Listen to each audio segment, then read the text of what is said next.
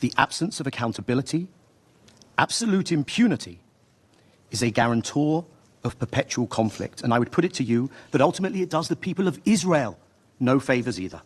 A minute of silence for each of the Bibas children would be appropriate, as would a minute of silence for each of the more than 18,000 Palestinian children murdered in Israel's devastation of Gaza. That silence would extend to over 300 hours. And our task is to prevent that conflict and that human suffering.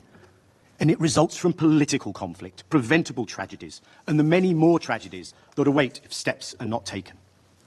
When you peel back the layers, we are all people and we are all born equal.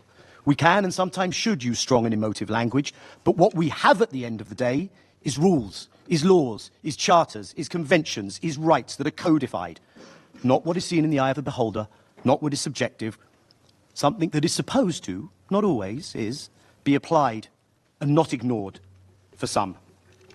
This body is architect, author, arbiter of those rules and statutes and conventions. And whether it's a non-state actor, a partisan resistance, or a state, the question must always be, are you acting in accordance within those conventions and laws and charters?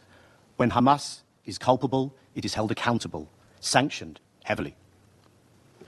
When an ambassador of a state stands at a UN podium with a little shredding machine and shreds the UN Charter, that's a gimmick. But when a state, like Israel, conducts itself in ways that render the Charter meaningless and which assault those conventions, including on genocide, rights, norms and laws that this body holds dear, then that is a challenge that cannot be allowed to pass.